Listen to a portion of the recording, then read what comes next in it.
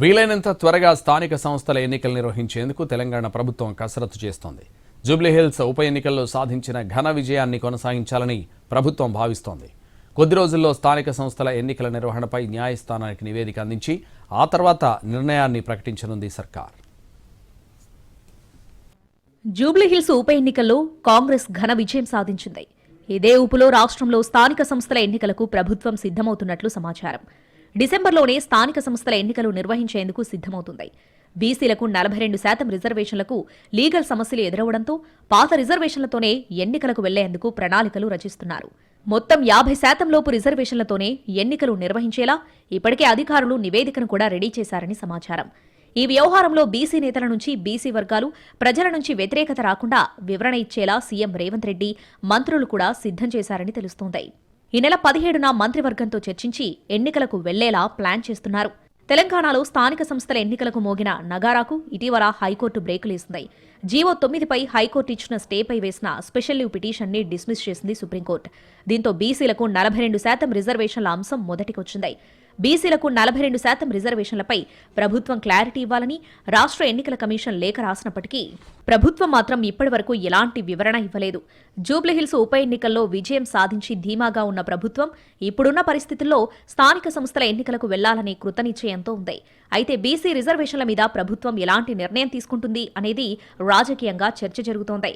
బీసీల రిజర్వేషన్లపై పంచాయతీరాజ్ చట్టం 285A ప్రకారం రిజర్వేషన్లు 50% మించి ఉండరాదని గతంలో హైకోర్టు, సుప్రీంకోర్టు స్పష్టత ఇచ్చాయి.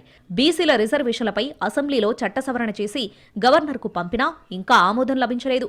కోర్టులో నిరాశ కలగడంపై ప్రభుత్వం దిక్కుతోచని స్థితిలో ఉంది. దాదాపు 20 నెలల నుంచి స్థానిక సంస్థల ఎన్నికలు నిర్వహించకపోవడంతో గ్రామస్థాయిలో అభివృద్ధి కుంటుపడుతుందని ప్రభుత్వంపై విమర్శలు వెల్లువెత్తుతున్నాయి. ఇప్పటికే రాష్ట్ర ప్రభుత్వం బీసీ డెడికేషన్ కమిషన్ వేసి జనాభా లెక్కల సేకరణలో బీసీల జనాభా 56.33% దాటింది. బీసీలను అభివృద్ధిలోకి తీసుకురావడంలో భాగంగా వారికి రిజర్వేషన్లను 42%కి పెంచాలని ప్రభుత్వం నిర్ణయిస్తూ జీవో 9ని విడుదల చేసింది. అయితే రిజర్వేషన్ల పెంపు ప్రక్రియ చట్ట ప్రకారం చేపట్టాలి.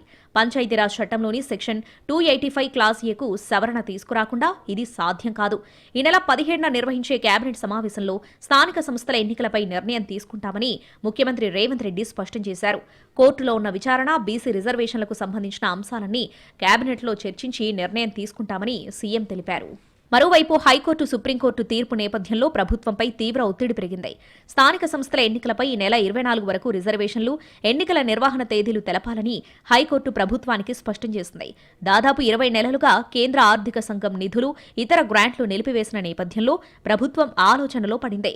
స్థానిక సంస్థల ఎన్నికలు జరగకపోవడంతో కేంద్రం వద్ద దాదాపు 3,000 కోట్ల నిధులు నిలిచిపోయాయి. ప్రభుత్వం ఆదేశిస్తే ఎన్నికల నిర్వహణకు సిద్ధంగా ఉన్నామని ఎన్నికల కమిషన్ కోర్టుకు తెలిపింది.